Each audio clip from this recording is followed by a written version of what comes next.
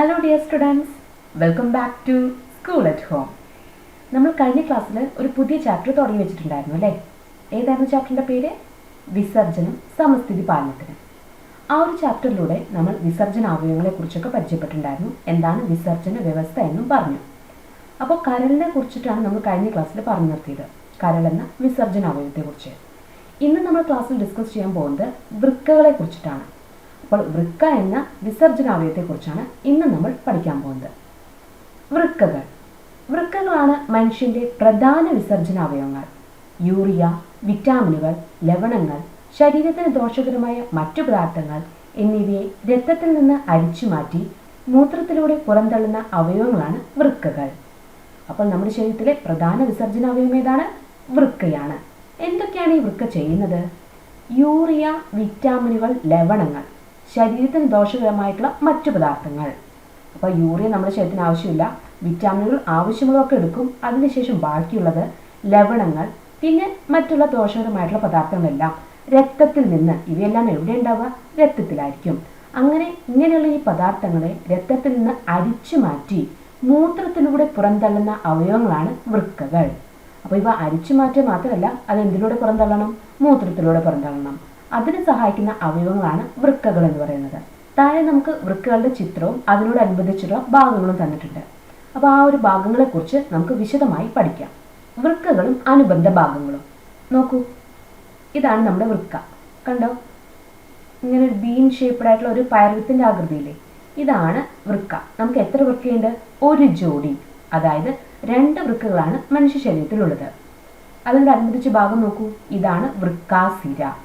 ഇത് നമ്മൾ പറഞ്ഞില്ലേ, വൃക്കയാണ്. ഇത് നോക്കൂ, വൃക്ക ധമനി. ഇവിടെ കണ്ടോ ഒരു മഞ്ഞ ട്യൂബ് പോലെയുള്ളത് കണ്ടോ? ഇതാണ് മൂത്രവാഹി.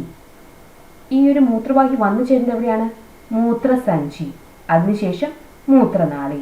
ഇതിലൂടെ നമ്മുടെ മൂത്രം പുറത്തേക്ക് പോവുകയാണ് ചെയ്യുന്നത്. അതായത് യൂറിയ, വൈറ്റമിനുകൾ, ലവണങ്ങൾ, പിന്നെ മനുഷ്യരുടെ ശരീരത്തിന് ദോഷകരമായിട്ടുള്ള മറ്റു പദാർത്ഥങ്ങളെല്ലാം അരിച്ചു മാറ്റിയിട്ട് നമ്മുടെ വൃക്ക എവിടേക്ക് എത്തിക്കുന്നുണ്ട്? മൂത്രസഞ്ചിയിലേക്ക് എത്തിക്കുന്നുണ്ട്. അവിടെ നിന്ന് മൂത്രം പുറന്തള്ളുന്നത് എന്തിലൂടെയാണ്? മൂത്രനാളിയിലൂടെയാണ്. അപ്പോൾ ഇതെല്ലാമാണ് വൃക്കയും അതിനോടനുബന്ധിച്ചിട്ടുള്ള ഭാഗങ്ങളും. ഈ ഒരു ഭാഗങ്ങളെക്കുറിച്ച് നമുക്ക് ഡീറ്റെയിൽ ആയിട്ട് പഠിക്കാം. എന്താണ് അവയുടെ ധർമ്മം എന്നൊക്കെ നമുക്കിനി പഠിക്കാം. മനുഷ്യനിൽ ഒരു ജോഡി വൃക്കകളാണുള്ളത്. അതായത് നമുക്ക് 2 വൃക്കയുണ്ട്. പയർവിത്തിന്റെ ആകൃതിയിലുള്ള ഇവ ഉദരാശയത്തിൽ നട്ടെല്ലിന്റെ ഇരുവശങ്ങളിലുമായാണ് കാണപ്പെടുന്നത്. ഇനി ഈ ഒരു വൃക്കയുടെ സ്ഥാനം നമ്മുടെ ശരീരത്തിൽ എവിടെയാണ് ഈ വൃക്ക ഇരിക്കുന്നത് എന്നാണ് പറയുന്നത്. എവിടെയാണ്? ഉദരാശയത്തിൽ അഥവാ ആമാശയത്തിൽ. നട്ടെല്ലിന്റെ ഇരുവശങ്ങളിലായി. നമുക്ക് 2 വൃക്കകളല്ലേ ഉള്ളത്. അപ്പോൾ നട്ടെല്ലിന്റെ ഇരുവശങ്ങളിൽ ഇടതു ഭാഗത്തും വലതു ഭാഗത്തുമായിട്ടാണ് എന്ത് കാണുന്നത്? വൃക്കയെ നമുക്ക് കാണാനായിട്ട് സാധിക്കുന്നത്. ഇടത് വൃക്ക വലത് വൃക്കയെ അപേക്ഷിച്ച് അല്പം മുകളിലായി സ്ഥിതി ചെയ്യുന്നു. നമുക്ക് 2 വൃക്കയുണ്ട്, ഇടതു ഭാഗത്തുണ്ട് വലതു ഭാഗത്തുണ്ട് അല്ലേ? എന്നാൽ വലത് വൃക്കയെ അപേക്ഷിച്ച് ഇടത് വൃക്ക കുറച്ച് മുകളിലായിട്ട്, അല്പം മുകളിലായിട്ടാണ് സ്ഥിതി ചെയ്യുന്നത്. നമുക്ക് ആ പിക്ചറിൽ നിന്ന് വ്യക്തമായിട്ട് തന്നെ അത് മനസ്സിലാക്കാൻ പറ്റും. നോക്കൂ, കണ്ടോ? ഇതാണ് വലത് വൃക്ക, ഇതാണ് ഇടത് വൃക്ക. നമുക്കിപ്പോൾ ഡൗട്ട് തോന്നുന്നുണ്ടാവും അല്ലേ? ഇതല്ലേ ടീച്ചറെ വലത് വൃക്ക, ഇതല്ലേ ഇടത് വൃക്ക? അല്ല, ഈ മനുഷ്യന്റെ വലത് വൃക്ക ഏതാണ്? ഇതായിരിക്കും. നോക്കി നോക്കൂ, നമുക്ക് ഇടതാണെങ്കിലും ആ മനുഷ്യനിൽ അതേതാണ്? ഇതാണ് അയാളുടെ വലത് വൃക്ക. ഇതോ ഇടത് വൃക്കയാണ്. മനസ്സിലായോ? കണ്ടോ? ഈ ഒരു പിക്ചർ നോക്കൂ. കുറച്ച് ഇടത് വൃക്ക കുറച്ച് മുകളിലോട്ടായിട്ടാണ് ഇരിക്കുന്നത്. അപ്പോൾ രണ്ടും ഒരേ വലിപ്പം തന്നെയാണെങ്കിലും ഇടത് വൃക്ക, മനുഷ്യന്റെ ഇടത് വൃക്ക കുറച്ച് മുകളിലായിട്ടായിരിക്കും സ്ഥിതി ചെയ്യുക. ആരെ അപേക്ഷിച്ച്? വലത് വൃക്കയെ അപേക്ഷിച്ച്. മനസ്സിലായല്ലോ? ഓരോ വൃക്കയും ഉറപ്പും മാർദ്ദവുമുള്ള ഒരു ആവരണത്താൽ പൊതിഞ്ഞിരിക്കുന്നു. എല്ലാ അവയവങ്ങളെയും സംരക്ഷിക്കാനായിട്ട് ഒരു മെംബ്രെയിൻ, ഒരു ആവരണം ഉണ്ടാവും. അതുപോലെ തന്നെ വൃക്കകളെ സംരക്ഷിക്കാനും ഉറപ്പും മാർദ്ദവുമുള്ള ഒരു ആവരണമുണ്ട്. അതേതാണെന്നൊന്നും നമുക്ക് പഠിക്കാനില്ല. മഹാധമനിയുടെ ശാഖയായ വൃക്കാധമനി വഴി ഉയർന്ന മർദ്ദത്തിലുള്ള രക്തം വൃക്കകളിൽ എത്തുന്നു. അപ്പോൾ നമ്മൾ നേരത്തെ തന്നെ പറഞ്ഞില്ലേ, വൃക്കാധമനിയുണ്ട്, വൃക്കാസ്ഥിരയുണ്ട്, മൂത്രവാഹിയുണ്ട്, മൂത്രസഞ്ചിയുണ്ട്, മൂത്രനാളിയുണ്ട്. ഇതെല്ലാം വൃക്കയോടനുബന്ധിച്ചുള്ള ഭാഗങ്ങളാണ്. അതിൽ വൃക്കാധമനി എന്താണ് ചെയ്യുന്നത്? മഹാധമനിയുടെ ശാഖയാണ് വൃക്കാധമനി. അതുവഴി ഉയർന്ന മർദ്ദത്തിലുള്ള രക്തം വൃക്കകളിലേക്ക് എത്തുന്നു. അപ്പോൾ രക്തം വൃക്കകളിലേക്ക് എത്തിക്കുന്ന കുടലാണെന്ത്? വൃക്കാധമനി. എങ്ങനെയുള്ള രക്തം? ഉയർന്ന മർദ്ദത്തിലുള്ള രക്തം. ഓക്കെ. ഉയർന്ന മർദ്ദത്തിലുള്ള രക്തം വൃക്കകളിലേക്ക് എത്തിക്കുന്നത് വൃക്കാധമനി വഴിയാണ്. അത് മഹാധമനിയുടെ ശാഖ കൂടിയാണ്. ഇനി എന്താണ് വൃക്കാസിരയുടെ ധർമ്മം? മാലിന്യങ്ങൾ നീക്കം ചെയ്യപ്പെട്ട രക്തം വൃക്കാസിര വഴി മഹാസിരയിലേക്ക് എത്തുന്നു. നമ്മൾ പറഞ്ഞു, നമ്മുടെ രക്തത്തിൽ അടങ്ങിയിട്ടുള്ള യൂറിയ, ലവണങ്ങൾ, വൈറ്റമിനുകൾ, മറ്റ് നമ്മുടെ ശരീരത്തിന് ആവശ്യമില്ലാത്ത പദാർത്ഥങ്ങളെല്ലാം അരിച്ചു മാറ്റുന്നു. വൃക്കയുടെ ഫംഗ്ഷൻ, വൃക്കയുടെ ധർമ്മമാണ് അല്ലേ. അങ്ങനെ ആ മാലിന്യങ്ങൾ നീക്കം ചെയ്യപ്പെട്ട രക്തം വൃക്കാസിര വഴിയാണ് മഹാസിരയിലേക്ക് എത്തുന്നത്. അപ്പോൾ മാലിന്യങ്ങൾ നീക്കം ചെയ്യപ്പെട്ട രക്തം എവിടേക്ക് എത്തും? വൃക്കാസിര വഴി മഹാസിരയിലേക്ക് എത്തുന്നു. വൃക്കകളിൽ രൂപപ്പെടുന്ന മൂത്രത്തിൽ എന്തൊക്കെയുണ്ട്? ഈ മാലിന്യങ്ങളൊക്കെ ഉണ്ട് കേട്ടോ. ആ ഒരു മൂത്രം മൂത്രവാഹികൾ വഴി മൂത്രസഞ്ചിയിലെത്തുന്നു. അപ്പോൾ വൃക്കകളിൽ രൂപപ്പെടുന്നത് എന്താണ്? മൂത്രമാണ് അല്ലേ. ആ മൂത്രം എവിടേക്കാണ് എത്തുന്നത്? മൂത്രവാഹി വഴി. ഒരു മഞ്ഞ ട്യൂബ് കാണിച്ചിരുന്നില്ലേ? ആ ഒരു മൂത്രവാഹി വഴി മൂത്രസഞ്ചിയിൽ എത്തുകയും അവിടെ നിന്ന് മൂത്രനാളി വഴി പുറന്തള്ളുകയും ചെയ്യുന്നു. ഇനി ഞാൻ നിങ്ങൾക്ക് ആ ഒരു പിക്ചർ ഒന്നുകൂടി കാണിച്ചു തരാം. അതിലൂടെ ഒന്നുകൂടി വ്യക്തമായിട്ട് നിങ്ങൾക്ക് മനസ്സിലാവും. നോക്കൂ, ഇതാണ് നമ്മുടെ വൃക്ക. നമുക്കൊരു ജോഡി വൃക്കയുണ്ടെന്ന് പറഞ്ഞു അല്ലേ. 2 വൃക്കയുണ്ട്. പയർ വിത്തിന്റെ ആകൃതിയാണ്, ഒരു ബീയിങ് ഷേപ്പ്ഡാണ് നമ്മുടെ വൃക്കയ്ക്കുള്ളത്. അതെവിടെയാണ് സ്ഥിതി ചെയ്യുന്നത്? ഉദരാശയത്തിൽ നട്ടെല്ലിന് ഇരുവശത്തുമായിട്ടാണ് സ്ഥിതി ചെയ്യുന്നത്. ഇടത് വൃക്ക വലത് വൃക്കയെ അപേക്ഷിച്ച് കുറച്ച് മുകളിലായിട്ടാണ് സ്ഥിതി ചെയ്യുന്നത്. പിന്നെ നമ്മൾ പറഞ്ഞ വൃക്കാധമനിയാണ് അല്ലേ. വൃക്കാധമനി ഈ റെഡ് കുഴലുണ്ടല്ലോ, ചുവപ്പ് നിറത്തിലുള്ള കുഴൽ, ഇതാണ് വൃക്കാധമനി. വൃക്കാധമനി എന്ന് പറയുന്നത് ആരാണ്? മഹാധമനിയുടെ ശാഖയാണ്. ഉയർന്ന മർദ്ദത്തിലുള്ള രക്തം വൃക്കകളിലേക്ക് എത്തിക്കാൻ സഹായിക്കുന്ന ആരാണ്? വൃക്കാധമനിയാണ്. പിന്നീട് പറഞ്ഞത് ആരായിരുന്നു? വൃക്കാസിര. കണ്ടോ, ഇവിടെ നീല നിറത്തിലുള്ള ഒരു കുഴലില്ലേ, ഇതാണ് വൃക്കാസിര. വൃക്കാസിര എന്ത് ചെയ്യും? മാലിന്യങ്ങൾ നീക്കം ചെയ്യപ്പെട്ട രക്തം വൃക്കാസിര വഴി മഹാസിരയിലേക്ക് എത്തിക്കുന്നു. കണ്ടോ, വൃക്കാസിര എന്ത് ചെയ്യും? ഈ ഒരു വൃക്കയുടെ ആ ഒരു പ്രവർത്തനം വഴി മാലിന്യങ്ങളെല്ലാം നീക്കം ചെയ്യപ്പെട്ട രക്തം ഉണ്ടാവുന്നുണ്ട്. ഈ രക്തത്തെ വൃക്കാസിര വഴിയാണ് മഹാസിരയിലേക്ക് എത്തിക്കുന്നത്. ഇനി ഈ മാലിന്യങ്ങൾ എവിടേക്കാണ് പോകുന്നത്? മൂത്രമായിട്ടാണ് രൂപാന്തരപ്പെടുന്നത് അല്ലെ. ആ മൂത്രം എവിടേക്ക് എത്തുന്നു? ഈ ഒരു മൂത്രവാഹി വഴി മാലിന്യങ്ങളുള്ള മൂത്രം മൂത്രസഞ്ചിയിൽ എത്തുകയും പിന്നീട് മൂത്രനാളി വഴി പുറത്തേക്ക് പോവുകയുമാണ് ചെയ്യുന്നത്. ഇപ്പൊ നിങ്ങൾക്ക് ഒരുവിധം മനസ്സിലായെന്ന് വിചാരിക്കുന്നു. നമുക്ക് അടുത്ത ടോപ്പിക്കിലേക്ക് കടക്കാം. ഇവിടെ നിങ്ങൾക്ക് കുറച്ച് കാര്യങ്ങൾ ഫില്ല് ചെയ്യാനുണ്ട്. വൃക്കയുമായി ബന്ധപ്പെട്ട കാര്യങ്ങളാണ്. നോക്കാം. ഏതാണ് ആദ്യം? സ്ഥാനം, ആകൃതി. വൃക്കയുടെ സ്ഥാനവും ആകൃതിയും എഴുതാനാണ് പറയുന്നത്. അത് നമുക്കറിയാം അല്ലെ. ഉദരാശയത്തിൽ നട്ടെല്ലിന് ഇരുവശത്തുമായിട്ടാണ് വൃക്കകൾ സ്ഥിതി ചെയ്യുന്നത്. ആകൃതി എന്താണ്? പയർവിത്തിന്റെ ആകൃതിയാണ്. രക്തം എത്തിക്കുന്ന കുഴൽ ഏതാണ്? വൃക്ക ധമനിയാണ് അല്ലെ. ഉയർന്ന മർദ്ദത്തിലുള്ള രക്തം വൃക്കയിലേക്ക് എത്തിക്കുന്ന ആരാണ്? വൃക്ക ധമനിയാണ്.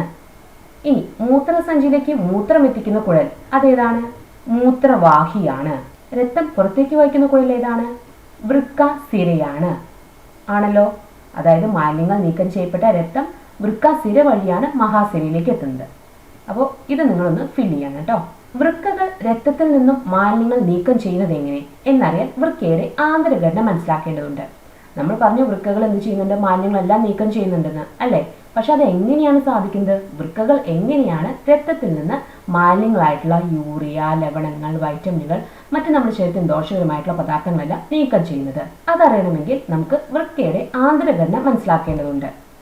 ഓരോ വൃക്കയുടെയും ഉൾവശത്ത് ഏതാണ്ട് 12 ലക്ഷത്തോളം സൂക്ഷ്മ അരിപ്പകളുണ്ട്. എന്താണുള്ളത്? സൂക്ഷ്മ അരിപ്പകൾ. ഇവയാണ് നെഫ്രോണുകൾ എന്ന് പറയുന്നത്. എന്താണ് പറയുന്നത്? നെഫ്രോണുകൾ എന്നറിയപ്പെടുന്ന സൂക്ഷ്മ അരിപ്പകളാൽ നിർമ്മിതമാണ് ഓരോ വൃക്കയും. നെഫ്രോണുകളാണ് വൃക്കയുടെ ഘടനാപരവും ജീവധർമ്മപരവുമായിട്ടുള്ള അടിസ്ഥാന ഘടകങ്ങൾ. അപ്പോൾ വൃക്കയുടെ അടിസ്ഥാന ഘടകം എന്ന് പറയുന്നത് എന്താണ്? നെഫ്രോണുകളാണ്. ഇവ എന്താണ്? സൂക്ഷ്മ അരിപ്പകളാണ്. ഇത് എത്രത്തോളം ഉണ്ട്? 12 ലക്ഷത്തോളം ഉണ്ട്. അപ്പോൾ ഓരോ വൃക്കയുടെയും ഉൾവശത്ത് 12 ലക്ഷത്തോളം സൂക്ഷ്മ അരിപ്പകളുണ്ട്. അവയെ നെഫ്രോണുകൾ എന്ന് പറയുന്നു. ഈ നെഫ്രോണുകളാണ് വൃക്കകളുടെ ഘടനാപരവും ജീവധർമ്മപരവുമായിട്ടുള്ള അടിസ്ഥാന ഘടകങ്ങൾ, ബേസിക് യൂണിറ്റ്സ്. ഇനി നമുക്ക് വൃക്കയുടെ ആന്തരഘടനയെക്കുറിച്ചും എങ്ങനെയാണ് വൃക്കയ്ക്കുള്ളിൽ ഈ നെഫ്രോണുകൾ ക്രമീകരിച്ചിരിക്കുന്നതെന്നും പഠിക്കാം. ഇതാണ് വൃക്കയുടെ ഘടന. ഒരു ഛേദഘടന എന്ന് പറയും. വൃക്ക മുറിച്ച് വെച്ച് എങ്ങനെ ഇരിക്കും, അതാണ് ഈ കാണിച്ചിരിക്കുന്നത്. ഈ ഒരു പോർഷനെ ഒന്നുകൂടി എൻലാർജ് ചെയ്തിട്ടാണ് ഈ ഒരു പിക്ചറിലും കാണിച്ചിരിക്കുന്നത്. കണ്ടോ? അപ്പോൾ ഏതെല്ലാം ഭാഗങ്ങളാണ് വൃക്കയുടെ ഉൾഭാഗത്തുള്ളതെന്ന് നമുക്ക് നോക്കാം. ആദ്യത്തെ ഭാഗം നോക്കൂ, കോർട്ടെക്സ്. വൃക്കയുടെ ഇളം നിറമുള്ള ബാഹ്യഭാഗം. നെഫ്രോണുകളുടെ അതിസൂക്ഷ്മ അരിപ്പകൾ കാണപ്പെടുന്നു. കണ്ടോ? ഇവിടെ തന്നെ നമുക്ക് കാണാം. ഇവിടെ എന്താ? ഇളം നിറമാണ് അല്ലേ. ബാഹ്യഭാഗമാണ്, പുറമേയുള്ള ഭാഗമാണ്. വൃക്കയുടെ പുറമേയുള്ള ഇളം നിറമുള്ള ഭാഗത്തെയാണ് കോർട്ടെക്സ് എന്ന് പറയുന്നത്. കണ്ടോ? ഇതെല്ലാം കോർട്ടെക്സ് തന്നെയാണ്. ഇവിടെ എന്ത് കാണപ്പെടുന്നു? നെഫ്രോണുകളുടെ അതിസൂക്ഷ്മ അരിപ്പകൾ കാണപ്പെടുന്നത് എവിടെയാണ്? ഈ കാണുന്ന കോർട്ടെക്സിലാണ്. കോർട്ടെക്സിന് ഇളം നിറമാണുള്ളത്, ബാഹ്യഭാഗമാണ്. സൂക്ഷ്മ അരിപ്പകളും എവിടെ കാണപ്പെടുന്നു? കോർട്ടെക്സിൽ കാണപ്പെടുന്നു. അതാണ് ആദ്യത്തെ ഭാഗം. ഇനി മറ്റൊരു ഭാഗം നോക്കൂ, മെഡുല്ല. എന്താണ് മെഡുല്ല? കണ്ടോ, ഈ കാണുന്നതാണ് മെഡുല്ല. ഇവിടെ കാണുന്നില്ലേ? ഇതാണ് മെഡുല്ല റീജിയൻ. വൃക്കയുടെ കടും നിറമുള്ള ആന്തരഭാഗം നെഫ്രോണുകളുടെ നീണ്ട കുഴലുകൾ കാണപ്പെടുന്നു. നോക്കൂ, ഇതാണ് കോർട്ടെക്സ്. ഈ കോർട്ടെക്സിന് ഇളം നിറമാണുള്ളത്. എന്നാൽ ഈ ഭാഗം നോക്കൂ, ഇത് മെഡുലയാണ്, കുറച്ച് കടും നിറമാണുള്ളത് അല്ലേ? അപ്പോൾ കടും നിറമുള്ള ആന്തരഭാഗമാണ് മെഡുല എങ്കിൽ ഇളം നിറമുള്ള ബാഹ്യഭാഗമാണ് കോർട്ടെക്സ്. ഇനി മെഡുലയിൽ എന്തൊക്കെയാണ് കാണുന്നത്? നെഫ്രോണുകളുടെ നീണ്ട കുഴലുകൾ കാണപ്പെടുന്നത് മെഡുലയിലാണ്. കണ്ടോ, ഇങ്ങനെ കണ്ടോ, നീണ്ട കുഴൽ, ഒരു മഞ്ഞ കുഴലുകളായിട്ട് കാണുന്നില്ലേ? അതെവിടെയാണ് കാണുന്നത്? മെഡുല്ല ഭാഗത്താണ് അല്ലേ?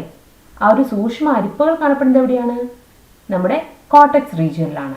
എന്നാൽ ആ ഒരു നീണ്ട കുഴലുകൾ, നെഫ്രോണുകൾ നീണ്ട കുഴലുകൾ കാണപ്പെടുന്നത് മെഡുലയിലാണ്. മെഡുലയ്ക്ക് കടും നിറമാണുള്ളത്, അത് ആന്തരഭാഗം കൂടിയാണ്. ഇനി നമുക്ക് പഠിക്കാനുള്ള ഭാഗമാണ് പെൽവിസ്. അരിപ്പകളിൽ നിന്ന് മൂത്രം ഒഴുകിയെത്തുന്ന ഭാഗമാണ് പെൽവിസ്. നോക്കൂ, നമുക്കറിയാം ഇവിടെയൊക്കെ അരിപ്പയാണ് അല്ലേ? നെഫ്രോണുകൾ എന്ന ആ അരിപ്പകൾ കാണപ്പെടുന്നത് എവിടെയാണ്? ഈ കോർട്ടെക്സിലാണ്. ഈ ഒരു മെഡുല ഭാഗത്ത് എന്തുണ്ട്? ആ ഒരു നെഫ്രോണുകളുടെ നീണ്ട കുഴലുകളുമുണ്ട് അല്ലേ? കണ്ടല്ലോ, ഇതെല്ലാം നീണ്ട കുഴലുകളാണ്. അപ്പോൾ ഈ നെഫ്രോണുകളിൽ നിന്നാണ് എന്ത് എത്തുന്നത്?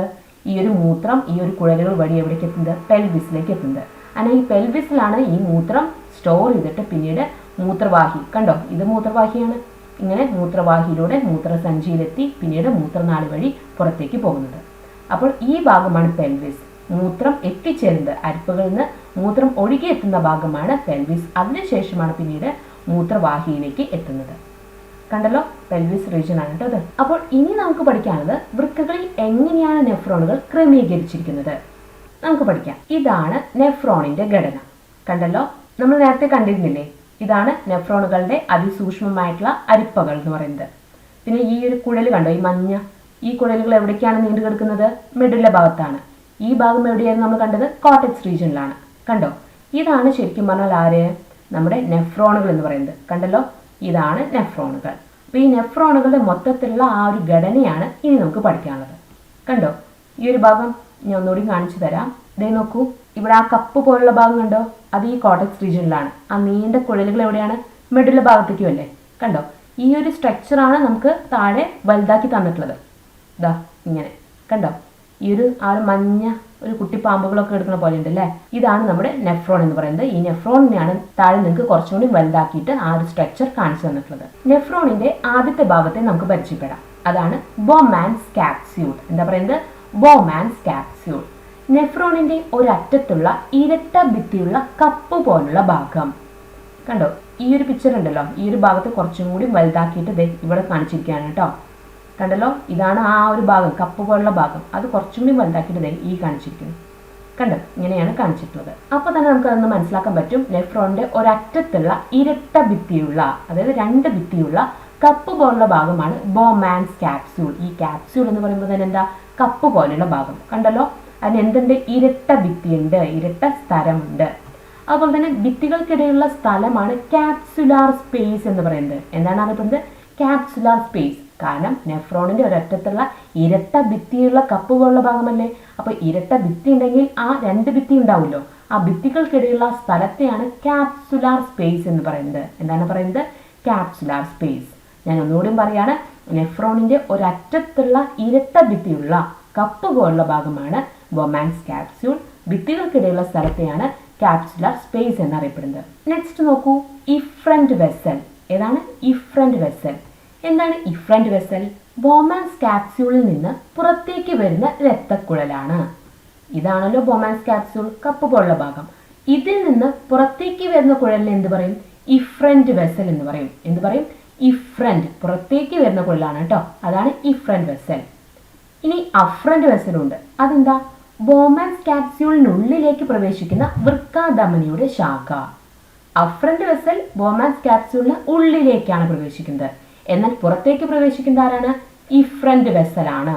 അതുമാത്രമല്ല, അഫ്രന്റ് വെസൽ വൃക്കാധമനിയുടെ ശാഖ കൂടിയാണ്. നിങ്ങൾക്കത് അങ്ങോട്ട് ഇങ്ങോട്ട് മാറിപ്പോവും. ഏതാണ് ഇപ്പോൾ ഉള്ളിലേക്ക് പോകുന്നത്, ഏതാണ് പുറത്തേക്ക് പോകുന്നതൊക്കെ നമുക്കൊരു കൺഫ്യൂഷൻ വരും അല്ലേ? ഇഫ്രന്റ് വെസൽ എന്ന് പറയുന്നത് ബോമാൻ ക്യാപ്സ്യൂളിന് ഉള്ളിലേക്കാണോ പുറത്തേക്കാണോ, ഇനി അഫ്രന്റ് വെസലാണോ പുറത്തേക്ക്, ഇഫ്രന്റ് വെസലാണോ ഉള്ളിലേക്ക്, അങ്ങനെ ഒരു കൺഫ്യൂഷൻ വരാതിരിക്കാൻ വേണ്ടിയിട്ട് ഞാൻ ജസ്റ്റ് ഒരു ടിപ്പ് നിങ്ങൾക്ക് പറഞ്ഞു തരാം. പഠിക്കുമ്പോൾ അഫ്രന്റ് വെസൽ മാത്രം പഠിക്കുക. അഫ്രന്റ് വെസൽ എന്താ ചെയ്യുന്നത്? ബോമാൻ ക്യാപ്സ്യൂളിനുള്ളിലേക്ക് പ്രവേശിക്കുന്ന വൃക്കാധമനിയുടെ ശാഖയാണ്. ഈ ഉള്ളിലേക്ക് എന്നുള്ളത് അകത്തേക്ക് എന്ന് പഠിക്കുക. ബോമാൻ ക്യാപ്സ്യൂളിന് അകത്തേക്ക് പ്രവേശിക്കുന്ന വൃക്കാധമനിയുടെ ശാഖ. അകത്തേക്ക് അഫ്രന്റ് വെസലാണ്. അകത്തേക്ക് അഫ്രന്റ്, അകം ആ, കണ്ടോ ഈ ആ എടുക്കാം നമുക്ക്. അപ്പൊ അഫ്രന്റ് വെസൽ എന്താണ്? അകത്തേക്കാണ്. എന്തിനകത്തേക്ക്? ബോമാൻ ക്യാപ്സ്യൂളിന് അകത്തേക്ക് പ്രവേശിക്കുന്ന വൃക്കാധമനിയുടെ ശാഖയാണ് അഫ്രന്റ് വെസൽ. അപ്പൊ നിങ്ങൾ ഉള്ളിലേക്ക് എന്നുള്ള ആ ഒരു വേർഡ് മാറ്റിയിട്ട് അകത്തേക്ക് നാക്കുക. അപ്പൊ നിങ്ങൾക്ക് ഒരിക്കലും തെറ്റില്ല. ഇഫ്രന്റ് വെസലാണോ ഉള്ളിലേക്ക് അതോ അഫ്രന്റ് വെസലാണോ ഉള്ളിലേക്ക്, അങ്ങനെയുള്ള ആ ഒരു ഡൗട്ട് നിങ്ങൾക്ക് മാറ്റാൻ വേണ്ടിയിട്ടാണ് ഞാൻ ഇത് പറഞ്ഞു തരുന്നത്. അഫ്രന്റ് വെസൽ ബോമാൻ ക്യാപ്സ്യൂളിന് അകത്തേക്ക് പ്രവേശിക്കുന്ന കുഴലാണ്. അത് മാത്രമല്ല അത് വൃക്കാധമനിയുടെ ശാഖ കൂടിയാണ്. ഇഫ്രന്റ് വെസൽ ആണെങ്കിൽ ബോമാൻ ക്യാപ്സ്യൂളിൽ നിന്ന് പുറത്തേക്ക് വരുന്ന രക്തക്കുഴൽ കൂടിയാണ് കേട്ടോ.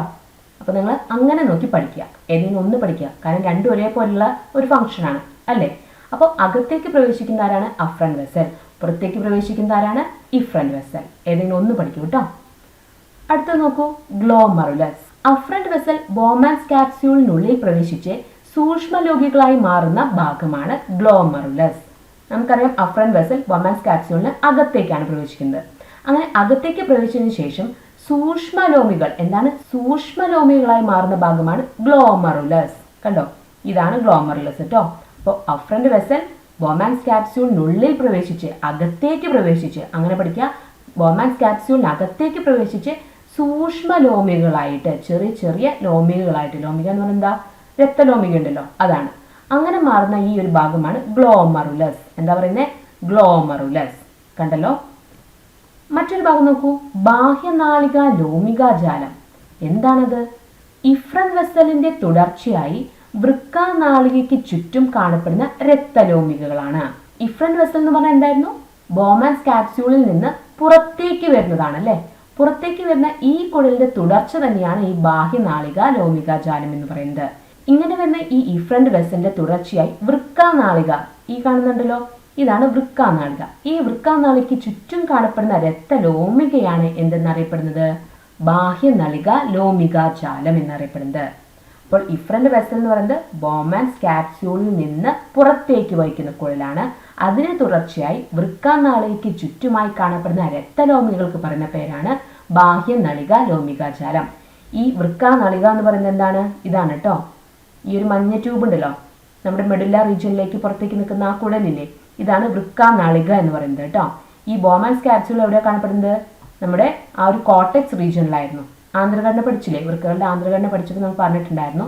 ഈ ഒരു ഭാഗം, ഈ കപ്പ് പോലെ നിൽക്കുന്ന ഭാഗം എവിടെയാണ് കാണപ്പെടുന്നത്? കോർട്ടെക്സിലാണ്. അതുപോലെ ഈ ട്യൂബ് ഇങ്ങനെ നീണ്ടു കിടക്കുന്ന ഈ കുഴൽ കാണപ്പെടുന്നത് എവിടെയായിരുന്നു?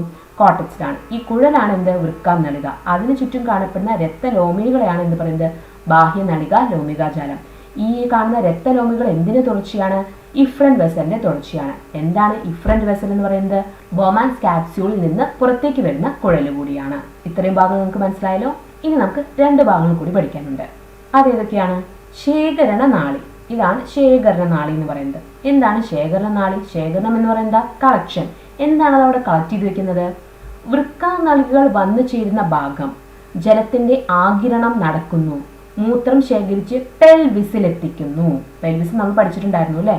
അപ്പോൾ വൃക്കാനാളികൾ, ഇതല്ലേ വൃക്കാനാളികൾ, ഇത് വന്നു ചേരുന്ന ഭാഗമാണ് ശേഖരണ നാളി എന്ന് പറയുന്നത്. ജലത്തിന്റെ ആഗിരണം നടക്കുന്നത് എവിടെ വെച്ചിട്ടാണ്? ശേഖരണ നാളിയിലാണ്. മൂത്രം ശേഖരിച്ച് പെൽവിസിലേക്ക് എത്തിക്കുക എന്നതുകൂടി ശേഖരണ നാളിയുടെ ധർമ്മമാണ്. അപ്പോൾ വൃക്കാനാളികൾ വന്നു ചേരുന്ന ഭാഗമാണ്, ജലത്തിന്റെ ആഗിരണം നടക്കുന്നത് ശേഖരണ നാളിയിലാണ്, മൂത്രം ശേഖരിച്ച് പെൽവിസിലേക്ക് എത്തിക്കുന്നതും ശേഖരണ നാളി കൂടിയാണ്. ഇനി മറ്റൊരു ഭാഗം നോക്കൂ, വൃക്കാനാളിക. അത് നമ്മൾ നേരത്തെ തന്നെ പറഞ്ഞു അല്ലെ. ബോമാൻ ക്യാപ്സ്യൂളിനെയും ശേഖരണ നാളിയെയും ബന്ധിപ്പിക്കുന്ന നീണ്ട കുഴൽ. ഇതല്ലേ മക്കളെ ബോമാൻ ക്യാപ്സ്യൂൾ, കപ്പ് പോലുള്ള ഭാഗം. ഇതാണല്ലോ ശേഖരണ നാളി. ഇവയെ തമ്മിൽ, ഈ ഒരു ബോമാൻ ക്യാപ്സ്യൂളിനെയും ശേഖരണ നാളിയെയും തമ്മിൽ ബന്ധിപ്പിക്കുന്ന ഭാഗമാണ് വൃക്കാനാളിക. ഈ വൃക്കാനാളിക്ക് ചുറ്റുമുള്ള ആ ഒരു രക്തലോമികളാണ് ബാഹ്യനാളിക ലോമികാജാലം. ഇതാണ് ഇഫ്രന്റ് വെസൽ, ബോമാൻ ക്യാപ്സ്യൂളിൽ നിന്ന് പുറത്തേക്ക് പോകുന്ന കുഴൽ. ഇതാണ് അഫ്രന്റ് വെസൽ, ബോമാൻ ക്യാപ്സ്യൂളിന് അകത്തേക്ക് പ്രവേശിക്കുന്ന കുഴലാണ്. അപ്പോൾ നെഫ്രോന്റെ ഘടന നിങ്ങൾക്ക് മനസ്സിലായെന്ന് വിചാരിക്കുന്നു. ഇന്ന് നമ്മൾ ക്ലാസ്സിൽ ഡിസ്കസ് ചെയ്ത് വൃക്ക എന്ന വിസർജനാവയവത്തെക്കുറിച്ചായിരുന്നു. വൃക്കയുടെ ആന്തരഘടനയെക്കുറിച്ച് നമ്മൾ പഠിച്ചു. വൃക്കയുടെ സ്ഥാനം എവിടെയാണ്, അതിൻ്റെ ആകൃതി എന്താണ് എന്നെല്ലാം നമ്മൾ നോക്കി. നെഫ്രോണിൻ്റെ ഘടന കൂടി പഠിച്ചു. ഇന്നത്തെ ക്ലാസ് എല്ലാവർക്കും മനസ്സിലായെന്ന് വിചാരിക്കുന്നു. നിങ്ങൾ ആദ്യമായിട്ടാണ് ഈ ഒരു ചാനൽ കാണുന്നതെങ്കിൽ സബ്സ്ക്രൈബ് ചെയ്യാൻ മറക്കരുത്. Please subscribe my channel and share it. Thank you.